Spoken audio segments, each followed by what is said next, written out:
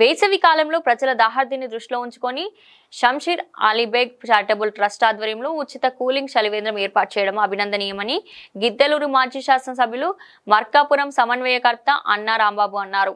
ప్రకాశం జిల్లా మార్కాపురం పట్టణంలోని court centre నందు షంషీర్ అలీబేగ్ చారిటబుల్ ట్రస్ట్ ఆధ్వర్యంలో మొబైల్స్ గెస్ట్ హౌస్ వద్ద ఏర్పాటు చేసిన చలివేంద్రాన్ని ప్రారంభించారు. ఈ కార్యక్రమానికి ముఖ్య అతిథిగా గిద్దలూరు మాజీ శాసనసభ్యులు మార్కాపురం సమన్వయకర్త అన్నా రాంబాబు పాల్గొని రిబ్బన్ కత్తిరించి కూలింగ్ వాటర్ చలివేంద్రాన్ని ప్రారంభించారు.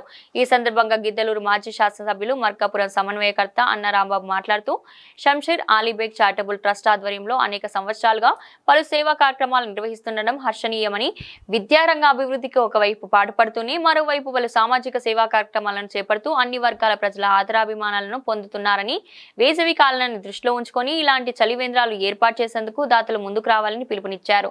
ఈ సందర్భంగా కార్యక్రమానికి అధ్యక్షత వహించిన trust chairman doctor Shamsher Ali Baig మాట్లాడుతూ గత 20 సంవత్సరాలుగా తమ ట్రస్ట్ ఆధ్వర్యంలో అనేక ప్రజా ఉపయోగ కార్యక్రమాలను కొనసాగిస్తూ వస్తున్నామని, అలాగే భవిష్యత్తులో కూడా ఇలాగే కొనసాగిస్తామని అన్నారు. ఈ కార్యక్రమంలో A1 గ్లోబల్ ఇంజనీరింగ్ కళాశాల వ్యవస్థాపకులు ఉస్మాన్ బేగ్, చిల్లంచర్ల బాలమురళీ కృష్ణ, జాఫర్ అలీబేగ్, PLP యాదవ్, పిల్లూరు వైసీపీ నాయకులు తదితరులు పాల్గొన్నారు.